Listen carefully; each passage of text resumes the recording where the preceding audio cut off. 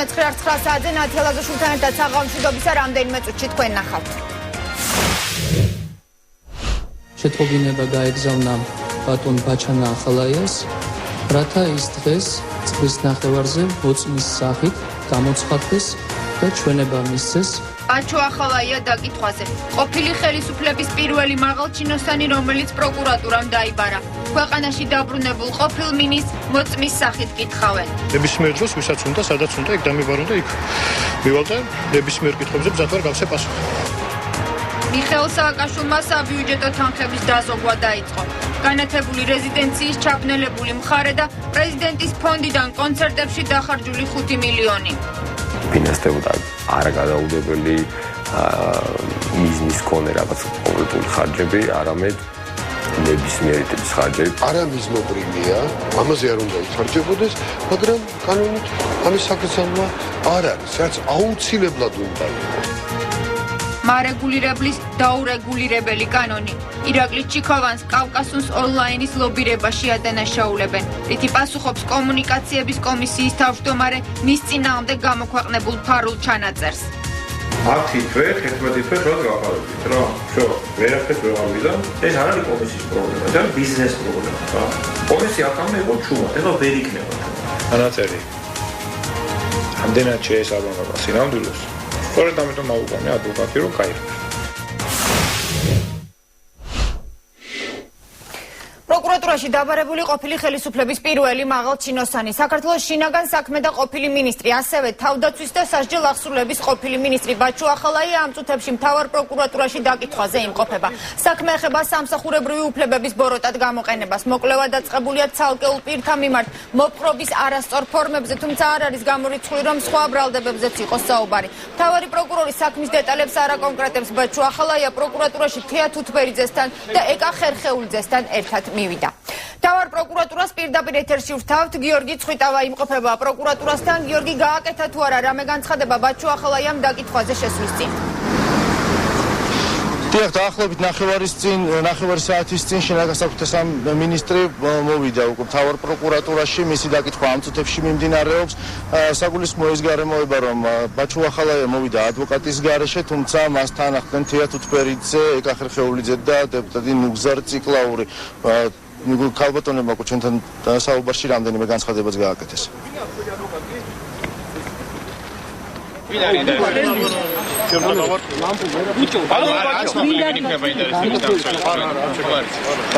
ბოლო ერთი კვირის განმავლობაში რაც ციხეებში არსებობს ინფორმაცია, რომ თქვენი ორგანიზებით ხარჯებდა. ეს ბრალდებას შეიძლება პასუხი გასცეს. ბატონო ბაჩო, თანამშრომლობაზე სათა ხართ გამოძიებასთან? ხო, არა. ნებისმიერ. და ეს საპროცესოში თანხმობა დაჭირდა. არა, თუ დაჭირდა.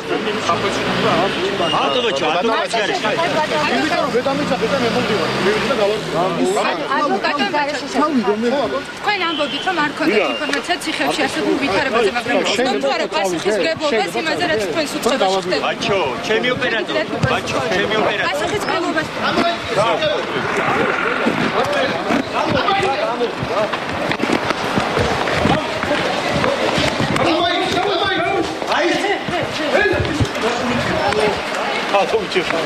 ყველა ის კითხვა, რა კითხვაც არსებობს ბაჩო ახალაიასთან დაკავშირებით, უნდა იქნას დასმული და უნდა იყოს პასუხი მიღებული. მე იმედი მაქვს, რომ პროკურატურა დაიწყებს ამ გამოძიებას, ყველაფერს აეხდება ფარდად და ასევე ძალიან დიდი იმედი მაქვს, რომ საზოგადოების იმ ნაწილს, რომელიც არ უცხადებთ ნდობას ამ პროკურატურას, იქნება გათვალისწინებული ის, რომ ამ გამოძიების პროცესში ჩართული იყვნენ უცხოელი გამომძიებლები და ექსპერტები, რომელთა ჩართვა ძალიან მნიშვნელოვანია. უამრავი კითხვა არსებობს, მე ვფიქრობ, ძალიან კარგია, თუ კი პროკურატურა სამართლიანად გამოიძიებს ბაჩოს მიმართ წაყენებულ ეჭვებს, თქვათ, იმ კითხვებს გაეცემა პასუხი, რაც საზოგადოებას აწუხებს და ბუნებრივია საზოგადოება მზად არის გაიგოს სიმართლე. მე დარწმუნებული ვარ, ერთ-ერთი ადამიანი გახლავართ ამ საზოგადოების ნაწილს, რომელსაც აინტერესებს, რატომ არსებობს ამდენი კითხვა ბაჩო ახალაიას გარშემო და რას ემსახურება ეს.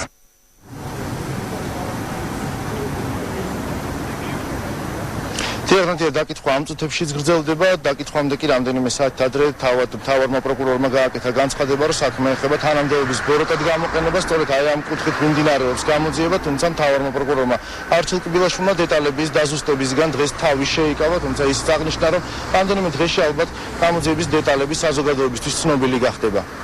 გიორგი, რამდენად არის იმის შანსი, რომ დაკითხვის შემდეგ ბაჩუ ახალაია დატოვონ პატიმრობაში?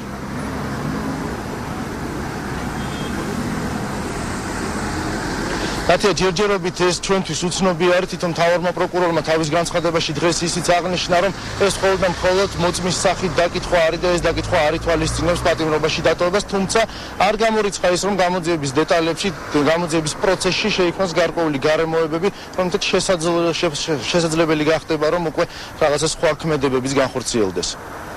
მადლობა, ეს იყო გიორგი ცხვიტავა და პირდაპირ ჩართვა მთავარი პროკურატურიდან. მას ასე ბაჩუ ახალაია ამ წუთებში უკვე პროკურორის კითხვებს პასუხობს. მან ჯერ კიდევ დღის პირველ ნახევარში უთხრა მეცხრე არხს, რომ მზად არის ყველა კითხვას პასუხი გასცეს, უფრო მეტიც ითანამშრომლოს საგამოძიებო უწყებებთან. როგორც გითხარით, მთავარი პროკურატურა არ აკონკრეტებს იმ საქმეებს, რომლებშიც ბაჩუ ახალაია ფიგურირებს, თუმცა თავად ყოფილი მინისტრი საუბრობს ჩვენთან მასთან დაკავშირებულ დაახლოებით 19 საქმეზე.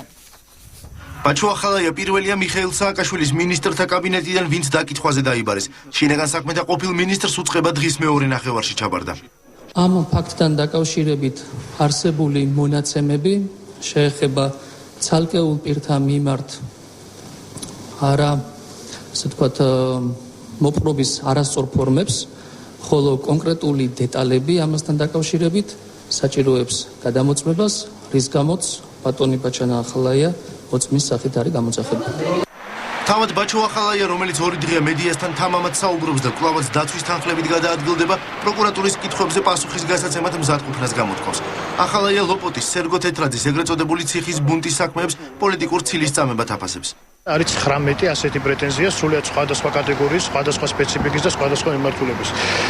პრეტენზიები, რომლებიც ეხება, რა თქმა უნდა, ასეთ დანაშაულებს, პრეტენზიები, რომლებიც ეხება კორუფციულ დანაშაულებს, პრეტენზიები არ ვიცი კიდე რა სახის დანაშაულებს, ნებისმიერთან დაკავშირებით მზათა ვარ კომპეტენტურ ადამიანებს, კომპეტენტურ ორგანოებს გავსი ამ უმწურავი პასუხები. საპარლამენტო უმრავლესობაში ფიქრობენ, რომ საკითხით სამართალდამცავები ჯერ კიდევ 2006 წელს უნდა დაინტერესებულიყვნენ. დღიდან მოყოლებული ბაჩუ ახალაიას პროკურატურაში მისვლის საკითხი იდგა დღის წესრიგში.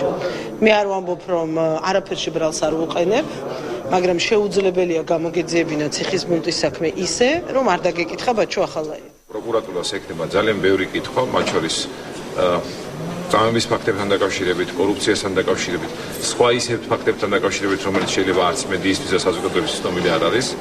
და მე იმედი მაქვს, რომ პროკურატურა რაც თავარია კანონის ფარგლებში იმოქმედებს. რასაც ადამიანზე ლაპარაკობ, ყოველთვის არ არის ხოლმე, ან ზოგჯერ საერთოდ არ არის ხოლმე მართლა. ანუ დაველოდოთ პროცესებს, პარლამენტში იქნება ეს პროცესი თქვა კომისიების, პროებითი კომისიების ფარგლებში, თუ სახელმწიფო აღმასრულებელი სტრუქტურები თავის მოკვლევას და ძიებას დაიწყებენ, დაველოდოთ ამას და მერე ვაკეთებთ. თავარი პროკურორის განცხადებით დაიწყება ყველა ამ საქმის თავიდან შესწავლა, რომელთანაც ყოფილი ხელისუფლების წევრების, მათ შორის ახალაიას კავშირის შესახებ საზოგადოებაში მოსაზრებები არსებობს. თავარმა პროკურორმა ერთ-ერთ მაგალითად სერგო თეთრაძის საქმე დაასახელა. ამასთან თავარი პროკურორი ძველი ხელისუფლების პასუხისმგებლობის საკითხებითაც დაინტერესდება. სტიქიური უბედურება, საომარი მოქმედებები, ეპიდემია, ყველა ნორმალური ქვეყანა სარეზერვო ფონდს ასეთ საგანგებო სიტუაციებში ხარჯავს. რაში ფლანგავდა საქართველოს პრეზიდენტი თავისი ქვეყნის მოქალაქეების მიერ გადახდილ თანხას. სააკაშვილის ხელმოწერით გაცემულია თანხები. ბუბა კიკაბიძის კონცერტი ყირგიზეთში 130,000 ლარი, მოდის კვირეული 40,000, საკუთარი ადმინისტრაციის კომპიუტერებით მომარაგება 650,000 ლარი, ელექტრომობილები 150,000, მედლები 1,000,000 евро. გამოქვეყნებული 12 დოკუმენტის თანახმად მარტო 4 თვის განმავლობაში პრეზიდენტმა 6 მილიონ ლარამდე კონცერტებში, ესტრადის მომღერალთა გასტროლებსა და კლიპების დამზადებაში გადაიხადა. საკურორტო ქალაქად გამოცხადებული ანაკლიის საიმიჯო კლიპის გადაღება პრეზიდენტის სარეზერვო ფონდიდან დააფინანსეს. ისევე როგორც მსგავსი შინაარსის კლიპები ბათუმზე. ბუბა კიკაბიძისა და ნანი ბრეგვაძის გასტროლები ყირგიზეთში. 2011 წლის ბოლოს თბილისში გამართული მოდის კვირეული. იურისტი სულხან სალაძე ბოლო 1 კვირის განმავლობაში ფინანსისტის ფუნქციასაც ითავსებს.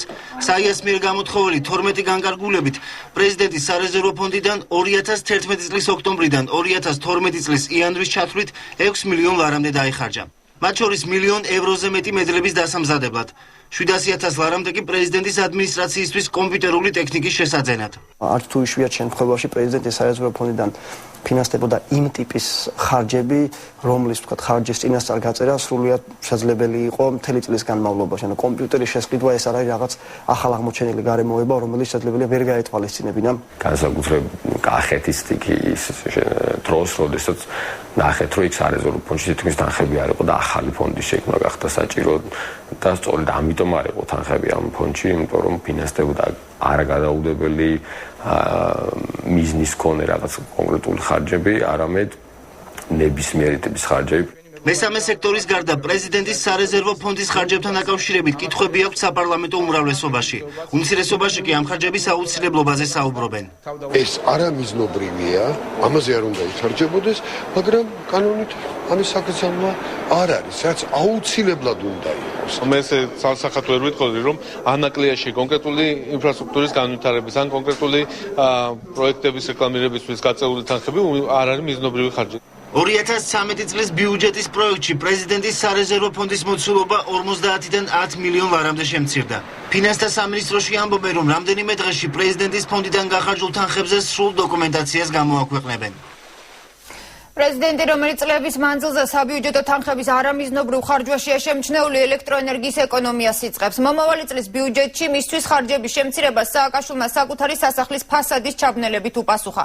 ჩაგრავს თუ არა ახალი ხელისუფლება პრეზიდენტს, რომლის მარტო ერთი თვითმფრინავის მომსახურება თვეში 800,000 ლარი ჯდებოდა, ხოლო ამდენივეს ბიუჯეტი მისი ელექტროენერგიის ხარჯებისთვის იხდიდა. 5 მილიონით ნაკლების დახარჯვა პრეზიდენტის ადმინისტრაციას მომავალი წლიდან უწევს, თუმცა სააკაშვილმა კილოვატების დათვლა უკვე დაიწყო თანაც ძველ თბილისში ფასადის ჩაბნელებით. შესამცირებელ ბიუჯეტს რეაქცია მალევე მოჰყვა. პრეზიდენტის რეზიდენციის ტერიტორიაზე დაცვისთვის განკუთვნილი პერიმეტრის გარდა გარე განათება გამორთეს. ადმინისტრაციამ წერილობით განმარტა, რომ გადაწყვეტილება იძულებითი იყო. დაზოგვის ძირითადი ხარჯები ეხება რეზიდენციის გარე განათებას, რაც თავის მხრივ ჩვენი დედაქალაქის გალამაზებას ემსახურებოდა, მაგრამ ახალი ბიუჯეტის გამო, რაც ითვალისწინებს პრეზიდენტის ადმინისტრაციის დაფინანსების შემცირებას, იძულებული ვართ განათება გამორთოთ. ის რაც პრეზიდენტის აპარატმა იძულებით აღიქვა ფინანსთა სამინისტროს გაკვირვებას იწვევს. უცხება განმარტავს, რომ პრეზიდენტის ადმინისტრაციის 14 მილიონიანი ბიუჯეტი 5 მილიონი ლარით მხოლოდ 2013 წლიდან შემცირდება. ელექტროენერგიის დაზოგვა კი იმპერატიული ნორმა არ ყოფილა. არანაირი დირექტივა, როგორც გითხარით, გაგიმეორებთ, რომ 2012 წლის ბიუჯეტში არანაირი ცვლილება არ განხორციელებულა, ამიტომ ის პარამეტრები, რაც პრეზიდენტის ადმინისტრაციისთვის იყო გათვალისწინებული, ჯერ ისევ ძალაშია. ელექტროენერგიის ეკონომია პრეზიდენტის რეზიდენციაში ჯერ კიდევ გუშინ დაიწყეს. განათებული სასახლეში მხოლოდ ინტერიერია. მიმდინარე წლის უცვლელი საბიუჯეტო პარამეტრების პირობებში კი კითხვას იზბადებს, თუ რა მობიძგა პრეზიდენტის აპარატს ვადამდელი ქმედებისკენ. თბილისს არ ჯერა ცრემლებს, იმიტომ და სააკაშვილის ცრემლებს და საქართველოს არ ჯერა სააკაშვილის ცრემლებს. ტყუილია ეს ყველაფერი და სიცრუეა ეს ყველაფერი და ეს არის ფლიდობა. არ გამოდის, მათ შორის არჩაგროლის პოზაში ჩადგომა არ გამოდის სააკაშვილს. იქნება თუ არა რეზიდენციაში ენერგოდამზოგელობის პოლიტიკა ეფექტური თვის ბოლოს თელასის ანარიცხები გაარკვევს. წინასწარი მონაცემებით კი ნაკლებ სავარაუდოა, რომ ფასადური განათების გათიშვით პრეზიდენტის აპარატმა 5 მილიონიანი დანაკლისი დააბალანსოს. გადახდილი და უკან დაბრუნებული 80 მილიონი თანხა, რომელიც ბიძინა ივანიშვილმა 4 თვის წინ კახეთში სტიქიი დაზარალებულების დასახმარებლად გადარიცხა, აღმოჩნდა, რომ დაზარალებულების დასახმარებლად არ გამოყენებულა. იმის გამო, რომ სასამართლოს გადაწყვეტილება 80 მილიონ ლართან დაკავშირებით ამ დრომდე ძალაშია, ივანიშვილს ჯერ მიზანშეუწონლად მიაჩნია დაბრუნებული თანხის რამეში გამოყენება. არადა სანამ სამართლებრივი საკითხები გაერკვევა, კონკრეტული ადამიანები ზარალდებიან. მიუხედავად იმისა, რომ ბიუჯეტიდან უკვე 65 მილიონი ლარია დახარჯული, კახეთში ზამთარს გადახდილი სახურავებითა და დაბზარული კედლებით ხვდებიან. გავიგეთ, რომ ივანიშვილმა დაიბრუნა თავის თანხა 80 მილიონი და თხოვთ, რომ მოვაქციონ ყურადღება. საქართველოს პრემიერ-მინისტრი ბიძინა ივანიშვილი უკვე დაბრუნებულ 80 მილიონთან დაკავშირებით განმარტებას აკეთებს. პრემიერის პრესსამსახურის მიერ გავრცელებულ განცხადებაში ნათქვამია, რომ თანხის უკან დაბრუნებით აღსრულების ეროვნული ბიურო იმ დანაშაულებრივ ქმედებებზე ამბობს უას, რომლითაც ივანიშვილის დაჯარიმებას უწყობდა ხელს. პრემიერი დაჯარიმების კანონიერების და თანხის უკან დაბრუნების დეტალების შესწავლამდე მიიჩნევს, რომ ამ თანხის რაიმეში გამოყენება არამართებულია. თუმცა დასძენს, რომ კახეთში სტიქიით დაზარალებული მოსახლეობის დახმარება მისთვის პრიორიტეტად რჩება. ვინ მიიღო შემწეობა და ვინ არა, როგორია კონკრეტულად კრამიტით გადახურული სახლების მდგომარეობა, იმდენად რამდენადაც ძალიან მალე ზამთარი მოდის და ამინდები გაუარესდება, მათ უნდა დადონ შედარებით სწრაფ რეჟიმში არსებული ვითარების შესახებ სურათი. ინფრასტრუქტურის მინისტრი დავით ნარმანია ამბობს, რომ ყოფილმა ხელისუფლებამ დაზარალებულების დასახმარებლად ბიუჯეტიდან 65 მილიონი უკვე დახარჯა. თუმცა ისე რომ მოსახლეობის უმრავლესობას დახმარება არ მიუღიათ. ის თუ რამდენი იქნება საჭირო მომავალში, ეს უნდა დაადგინოს სწორედ ამ სამუშაო ჯგუფმა, ამიტომ მე გამიჭირდება დღეს ზუსტი თანხის დასახელება. ვიდრე ივანიშვილის 80 მილიონის ბედი გაირკვევა და ახალი მთავრობა დაზარალებულების დასახმარებლად თანხებს მოიძიებს, სტიქიის შედეგად დაზარალებული მოსახლეობა ზამთარს ღია ციცხვას ხვდება და ახალ ხელისუფლებას დროულ რეაგირებას თხოვს.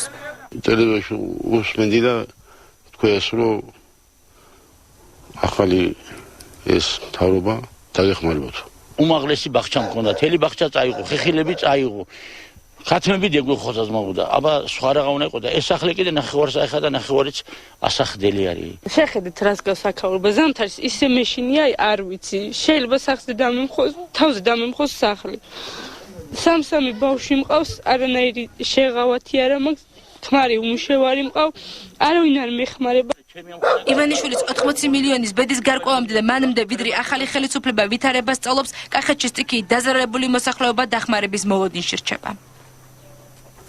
დღეს გავრცელებული აუდიო ჩანაწერის შესაძლოა კომუნიკაციების ეროვნული კომისიის თავმჯდომარის თანამდებობრივი პასუხისმგებლობის დაყენების მიზეზი გახდეს. ფარული აუდიო ჩანაწერი დღეს ჟურნალისტმა შალვა რამიშულმა გაავრცელა. საქმე ეხება ირაკლი ჩიქოვანისა და კავკასუს ონლაინის იურისტების საუბარს. ისმის ასეთი ფრაზები: 10-11 თვე ხელს გაფარებდით, ერთადერთი თუ რაღაცას იზავთ, ძველი რიცხვით ჩავდებ, მაგაზე უარს ვერ გეტყვით. ნახეთ, როგორ თავაზობს კანონის დარღვევის სხვადასხვა გზებს მარეგულირებელი ერთ კონკრეტულ კომპანიას. მიუხედავად ჩემი ბევრი გაფრთხილებისა, თქვენ მაინც არ შეიცვალეთ ჩემი. გაქვთ სერიოზული პრობლემა. რომელსაც ჩვენ გითხარით ერთხელ უკვე ბოლოში და კიდევ ვერანაირად ვერ გიშვით. ამ აუდიო ჩანაწერის მიხედვით კომუნიკაციების ეროვნული კომისიის თავმჯდომარე გამოსავალს იმ სიტუაციიდან ეძებს, რომელშიც კავკასუს ონლაინია ჩავარდნილი. ფარული ჩანაწერი ჟურნალისტმა შალვა რამიშვილმა საკუთარ გადაცემაში გაავრცელა. ჩანაწერის მიხედვით ირაკლი ჩიქოვანი მფარველობს კავკასუს ონლაინს, რომელიც იმ დროისთვის პირატულად ავრცელებს საკაბელო ტელევიზიის არხებს. კავკასუსი სიკნეთი გავაჩერეთ. თხოვით, რომ კარი გაჩერეთ. სიკნეთ არ შეიძლება გონია მოგიდგა არ იცის გონია ლევი როკა. Просто თხოვეთ, რომ კაი, ახლა მოაჩერდი რა. მახის ვერ გავაჩერებ რა. ეს ვერაფერს ვერ თხოვ.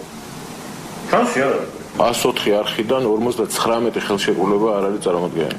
ანუ ნახევარზე მეტი. კომისიის ყოფილი თანამშრომელი, რომელმაც ჩანაწერი გააკეთა, იხსენებს, რომ პრივილეგიებით კავკასუსის გარდა კიდევ რამდენიმე კომპანია სარგებლობდა. არსებობდა კომპანიები, რომელიც გარკვეულწილად ფლობდნენ ხელშეუხებლობას, ანუ დარღვევებს ჰქონდა ადგილი, მაგრამ კომისია არ იღებდა შესაბამის ზომებს, არ ატარებდა ამ კომპანიების მიმართ. საუბრის ერთ-ერთი მონაწილე კავკასუს ონლაინი ოფიციალურ განცხადებას ავრცელებს და აუდიო ჩანაწერში მოყვანილ ფაქტებს უარყოფს. დღეისთვის ყველა იმ სატელევიზიო არხზე, რომლის რეტრანსლირება ხორციელდება კავკასუს ონლაინის ქსელის მეშვეობით, კომპანიას აქვს ლეგალური უფლება გამყარებული შესაბამისი ხელშეკრულებით, ხოლო სატესტო რეჟიმში ჩართულ რამდენიმე არხზე უფლებამოსილი კომპანიების თანხმობა ამ მაუწყებლობაზე, ხოლო ის არხები, რომელთა უფლებამოსილ წარმომადგენლებთან კომპანიამ ვერ მიაღწია შეთანხმებას, ამოღებულია გავრცელების ქსელიდან. მაქტიკომს აქვს გაფორმებული სალიცენზიო ხელშეკრულებები ყველა არხთან, მაშინ როდესაც რიგ სატრანზიტო მაუწყებლებს და მათ შორის კავკასუს ონლაინს არ ქონდა სალიცენზიო ხელშეკრულებები გაფორმებული იმ არხების უმრავლესობასთან, რომელთა რეტრანსლირებასაც ახდენს. მარეგულირებული კომისიის ფუნქცია, რომ მონიტორინგი ჩაუტაროს ოპერატორებს აიმისოთ, რომ არ მოხდეს უკანონო არხების კონტენტის რეტრანსლირება. კავკასუს ონლაინში დღეს არ განუმართავთ რა გახდა ჯერ კიდევ აპრილში კომპანიამ მაქთის პრეტენზიების მიზეზი. მაქთის გარდა არათანაბარ ბიზნეს გარემოზე საუბრობენ კომპანიას ილკნეთშიც.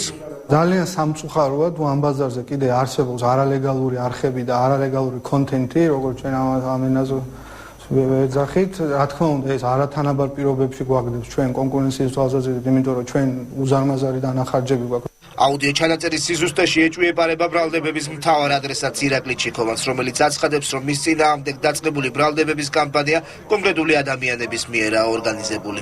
დღესვე შეგვიძლია ჩავძადეთ კანცელარიაში და ნახოთ, გაიაროთ რიცხვების მიხედვით, დღეების მიხედვით, მე აღარ მახსოვს საათები არ ფიქსირდება მეგონი, ხო? რა დოკუმენტი როდის არის შემოსული? ძალიან მარტივია ამის ნახვა. ანუ მოხდა ეს მართლა, თუ ეს არის თუ ეს სიმართლეს არ შეესაბამება. დღეს გავრცელებულ აუდიო ჩანაწერს წინ უძღვოდა კომისიის ერთ-ერთი წევრის განცხადება კომისიის შესაძლო დატოვებასთან დაკავშირებით. მარეგულირებელი კომისიის თავმჯდომარის თანამდებობრივ პასუხისმგებლობაზე საუბრობენ ასევე დეპუტატებიც და მისი უფლებამოსილების გადახედვის ინიციატივით გამოდიან. შეერთებული შტატების პრეზიდენტის მოლოდინში ამერიკაში რამდენიმე საათში ყველა საარჩევნო უბანი დაიხურება. პრეზიდენტის გარდა ამერიკელები გუბერნატორებს, წარმომადგენელთა პალატას და სენატის 1/3-ს ირჩევენ. დემოკრატები თუ რესპუბლიკელები ამერიკის მოქალაქეების არჩევანი მალე გახდება ცნობილი. საპრეზიდენტო არჩევნების დაწყებიდან რამდენიმე წუთში არჩევნების შედეგი ნიუ-ჰემპშირის შტატის პატარა სოფელ დიქსვილში უკვე ცნობილი გახდა. დასახლებაში, სადაც 75 ადამიანი ცხოვრობს, ობამამ და რომნიმ ხმები თანაბრად გაინაწილეს. საპრეზიდენტო არჩევნებზე ასეთი რამ არასდროს მომხდარა. ორივე კანდიდატმა 5 ხმა აიღო. საარჩევნო უბნებთან გრძელი რიგი დგას ვირჯინიის შტატის ქალაქ არლინგტონში. ამომრჩევლები აქ უბნების გახსნამდე შეიკრიბნენ. მნიშვნელოვანია ხალხმა იგრძნოს, რომ თითოეულ ხმას გადამწყვეტი მნიშვნელობა აქვს. შეიძლება მათმა რჩეულმა წააგოს, მაგრამ მთავარია მოხვიდე და სცადო. სტიქიის შედეგად დაზარალებული ამერიკელთა ნაწილი ხმას ექსტრემალურ სიტუაციაში აძლევს. ნიუ-იორკში ქვინსის უბანში საარჩევნო უბნები კარვებში გაიხსნა.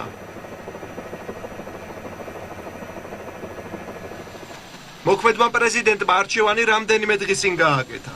ბარაკ ობამა ამჟამად არჩევნებს ჩიკაგოში აკვირდება. ობამას კონკურენტი მით რომნი კი საარჩევნო უბანზე მშობლიურ შტატ მასაჩუსეტსში მივიდა. ვიცე-პრეზიდენტობის დემოკრატი კანდიდატი პოლ რაიანი კი ვისკონსინის შტატში. თავისი არჩევანი გააკეთა ვიცე-პრეზიდენტმაც.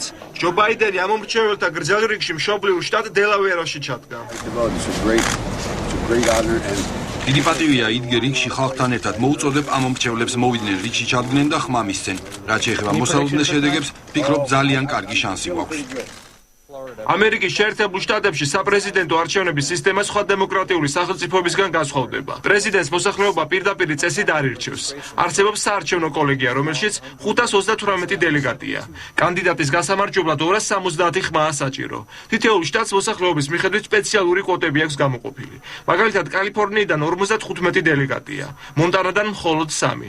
საპრეზიდენტო კანდიდატმა ჯერ შტატში უნდა მიიღოს უმრავლესობა და შემდეგ შტატების მიხედვით დელეგატები აირჩევენ პრეზიდენტს. კომპანია CNN-ის წინასწარი გამოკითხვით, მით რომლის 206 ხმა აქვს, ბარაკ ობამას კი 237. მოქმედ პრეზიდენტს გამარჯვებისთვის 33 დელეგატის ხმა აკლია. დღის მთავარი ამბებით რამდენიმე წუთში რეკლამის შემდეგ დავბრუნდებით. თავისუფლება 7 წლიანი პატიმრობის შემდეგ ნორა კვიციანი ციხეში გატარებულ დღეებს და კოდორის მოვლენებს იხსენებს. თვითონ შემიძლია ბარამიზმი ხო იქნებათ სამიწებო ყველაფერი არა? ცოტა კი არ შემოვზიდია, მაგრამ თელი ხეობას დაურიგა იარაღი. პროტესტი დირექტორის გადადგომის მოთხოვნით ქსნის 19 დაწესებულებაში 600 პატიმარი შიმშილობს. პატიმარი ამბობს, რომ ის იყო ფეხებით ჩამოკიდული, თავქვეშ ჰქონდა წყლით სავსე ჭურჭელი, სადაც თავს აყოფინებდნენ. კონკრეტულად მე-9 საათზე ჩვენი მოსმენა ასევე შეგიძლიათ რადიო ცნობზე FM 98. ნორა კვიციანი თავისუფალია პატიმარი, რომელმაც მისჯილი 7 წელი თითქმის მთლიანად მოიხადა საპატიმროში გატარებულ წლებს დღეს მე-9-დან ექსკლუზიური ინტერვიუში ყვება.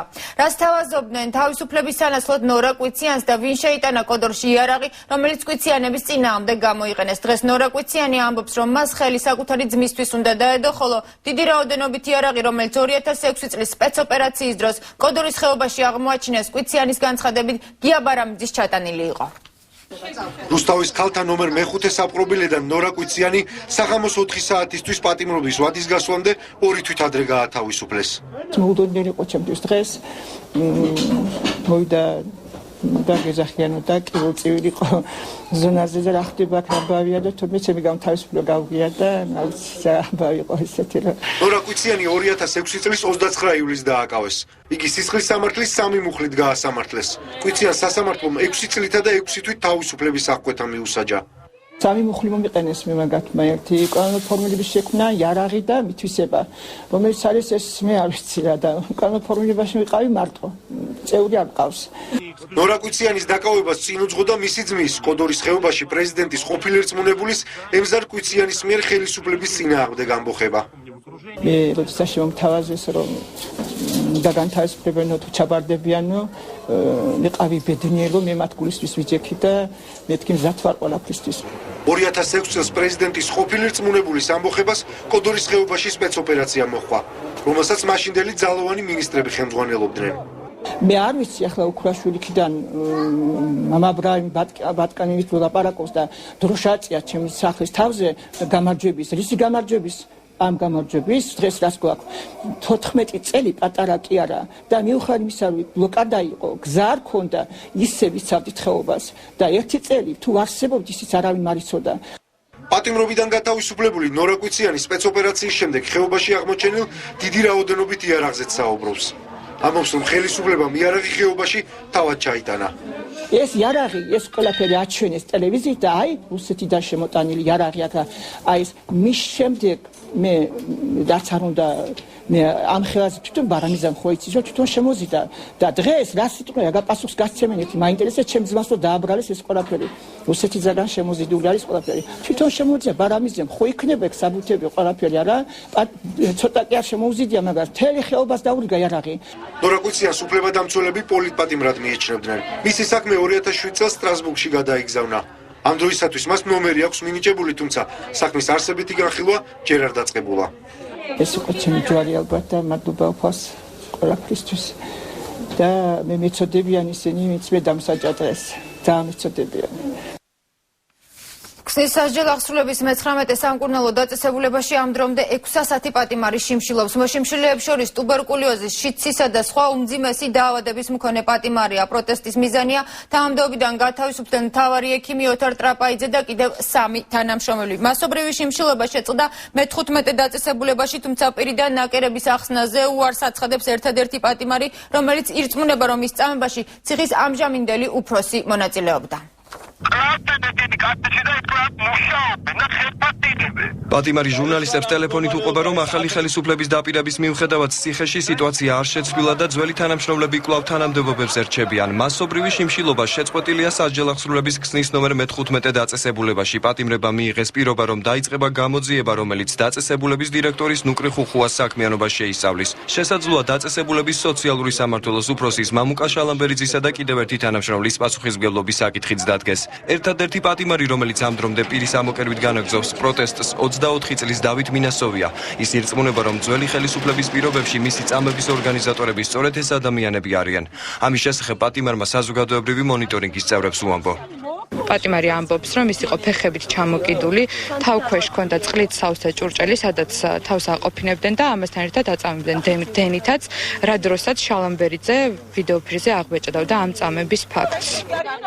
პატიმარი, რომელმაც გუშინ ყელის არეში თვით დაზიანება მიიყენა, დღეს ოჯახის წევრებმა მოინახულეს. დავით მინასოვის ჯანმრთელობის მდგომარეობით საზოგადოებრივი მონიტორინგის ჯგუფის წევრებიც დაინტერესდნენ.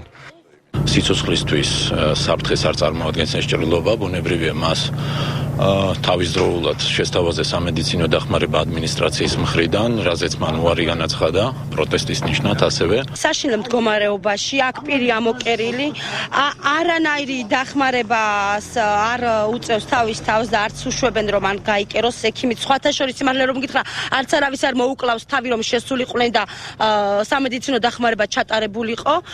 ქსნის ნომერ მე-15 დაწესებულებაში გუშინ 2000-მდე პატიმარი შიმშილობდა, მათ შორის 48 პატიმარს პირი ჰქონდა ამოკერილი, 70 პატიმარი კი ერთმანეთზე იყო კიდურებით გადაკერილი. სასჯელ აღსრულების პრობაციისა და იურიდიულ საკითხთა სამინისტროში აცხადებენ, რომ ხვალ დაწესებულებაში არსებულ ვითარებას მინისტრის მრჩეველი ლალი მოროშკინა ადგილზე გაეცნობა და მედიისთვის კომენტარიც გაკეთდება. კიდევ ერთი ბრალდება ყოფილ მაღალჩინოსნებს ჯარდებული რატი რეხვიაშვილის დედა ვანო მერაბიშვილის და ვლადიმერ ბედუკაძის დასჯას სითხოვს. მარინა ქებაძე ყოფილ პრემიერ-მინისტრს და გლდანის ციხის ყოფილ ზედამხედველს მისი შვილის წამებაში ადანაშაულებს. პატიმრის დედა რატი რეხვიაშვილის უდანაშაულობაზე საუბრობს და ამბობს, რომ მის შვილს წამების შედეგად სხეულზე დაზიანებები დღესაც აღენიშნება, რაც გადაუდებელ მკურნალობას საჭიროებს. 3 წლის წინ რატი რეხვიაშვილს სასამართლომ სასჯელი უზნაძის ქუჩაზე მომხდარი ინციდენტის გამო შეუფარდა 2009 წელს რეხვიაშვილი პოლიცია სკოლობისთვის გაასამართლეს და 30 წლიანი პატიმრობა მიუსაჯეს. პოლიციელის მკვლელობაში მსჯავრდებული რატი რეხვიაშვილის დედა შვილის უდანაშაულობის დასამტკიცებლად უკვე მესამე წელია იბრძვის. მარინა ქებაძე ამჯერად გლდანის ციხეში შვილის წამების ფაქტებზე საუბრობს. წამებაში კი პატიმრის დედა ყოფილ პრემიერ-მინისტრს ვანო მერაბიშვილს და გლდანის მერვე საპყრობილის ყოფილ ზედამხედველს ვლადიმერ ბედუკაძეს ადანაშაულებს. რატი ხელსადერს ვანო მერაბიშვილს და ხელსადერს ლადო ბედუკაძეს უშუალოდ ციხის ყოფილი ზედამხედველს, რომელიც მას აწამებდა წლების განმავლობაში. წაუყვანიათ რაღაც აწამებელ ოთახში და მითხრა დედა 48 საათის განმავლობაში დენზე ვიყავი შეერთებული. 48 საათი წარმოიდგინეთ, რას გაუძლო მისმა ორგანიზმმა და თვითონ რატო. მაქვს სხეული დასერილი და მარილი აყრიდნენ დასერილ სხეულში. 2009 წელს რატი რეხვიაშვილი პოლიციელის მკვლელობის ბრალდებით დააკავეს და 30 წლიანი პატიმრობა მიუსაჯეს. 3 წლიანი პატიმრობის შემდეგ მსჯავრდებული ციხიდან მთავარ პროკურორს მიმართავს. ვლადიმერ ბედუკაძემ, რომლის სახელი და გვარი კარგად ვიცი იმის გამო, რომ მანამდე თვიჯექი მერვე დაწესებულებაში დამიწყო შეურაცხყოფის მოყენება და მითხრა ნებით შევიდოდი თუ არა ეგრეთ წოდებულ საკათმეში. ანუ იმ ადგილას, სადაც ძირითადად ყავდათ მოთავსებული არატრადიციული სექსუალური ორიენტაციის ადამიანები. პატიმრების წამების ამსახველი ვიდეო მასალის ერთ-ერთი ავტორი ვლადიმერ ბედუკაძე რატი რეხვიაშვილის ბრალდებას ცილის წამებას უწოდებს.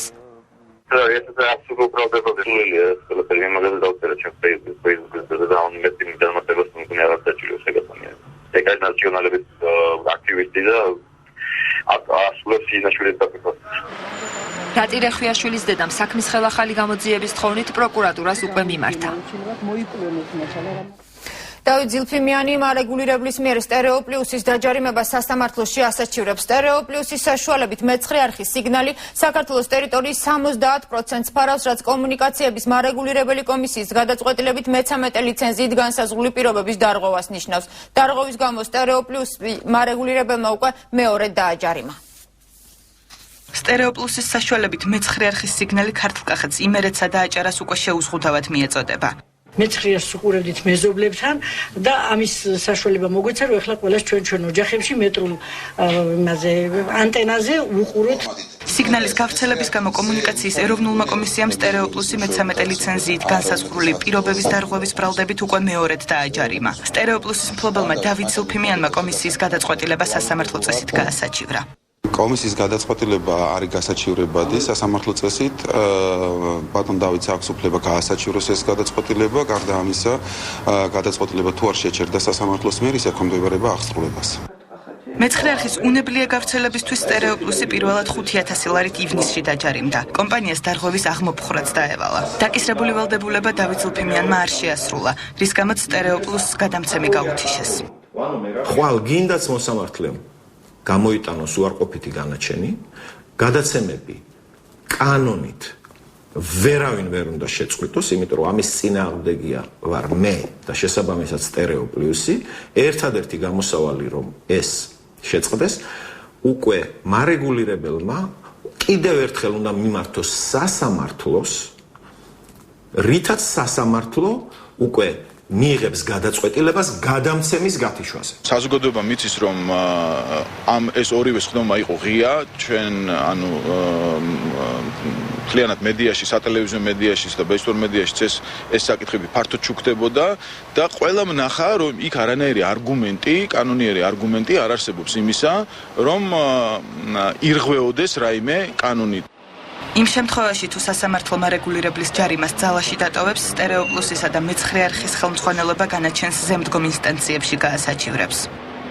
და ბოლოს კვლავ საქართველოს მსოფლიოს ჯაზის ვარსკვლავები თბილისში ფილარმონიის დიდ საკონცერტო დარბაზში რიგით მე-15 ჯაზ ფესტივალი გაიმართება. 20-დან 25 ნოემბრამდე ქართველ მსმენელს შესაძლებლობა აქვს სხვადასხვა ჟანრის წამყვანი მუსიკოსების კონცერტებს დაესწროს.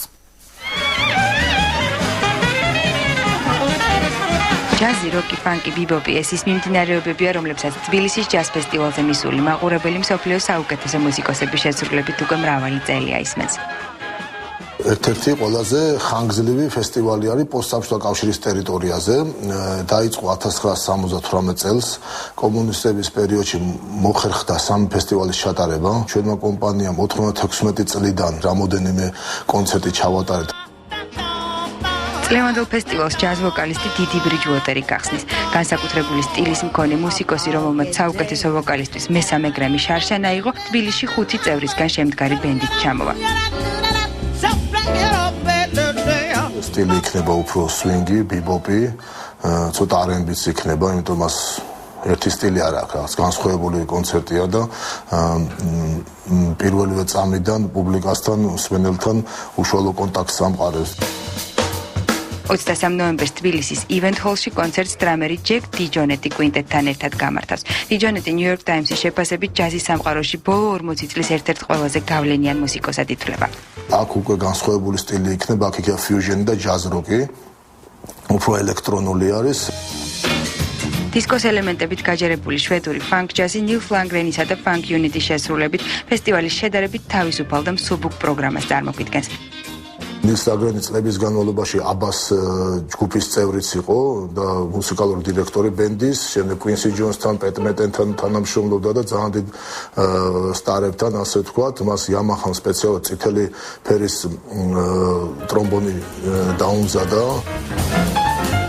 თბილისის მე-15 ჯაზ ფესტივალს კი 25 ნოემბერს 18 გრემის მფლობელი, ბოლო 50 წლის ჯაზ მუსიკის საუკეთესო შემსრულებელი ჩიკ კორეა დახურავს. დასასრულს ეკაბერიძე მთავარი კითხვით თემებისა და სტუმრების შესახებ ის თავად გვესაუბრება. ეკა საღამომშვიდობის. საღამომშვიდობის ანათია მივესალმები მეცხრე არხის მაყურებელს. გადაცემის პირველ ნაწილში დღეს მთავარ კითხვას პატიმრობიდან განთავისუფლებული ნორა კვიციანი უპასუხებს, რომელიც ამბობდა, რომ ის ხეობის შენარჩუნებისთვის დააპატიმრეს. გადაცემის მეორე ნაწილში არსებობს თუ არა საკმარისი მტკიცებულებები ყოფილი მაღალჩინოსნებისთვის ბრალის წასაყენებლად. რა ვერსიებია ბაჩო ახალაიას საქართველოში დაბრუნებასთან დაკავშირებით? თინა ხიდაშელი ჩაგორთვება ქუთაისიდან და მამუკა არეშიძე იქნება სტუდიაში ჩვენი სტუმარი და ბოლოს როგორ არღვევდა კანონს კომუნიკაციების მარეგულირებელი კომისია ზურაბ ბაზლიძე იქნება ასევე ჩვენი სტუმარი. მადლობა, მთავარი კითხვა ეთერში რამდენიმე წუთში ახალი ამბის დასრულებისთანავე გავა. თქვენ უყურებთ მე9:09 საათზე ნათია ლაზაშვილთან ერთად. მე ხვალამდე გემშვიდობებით, ნახვამდის.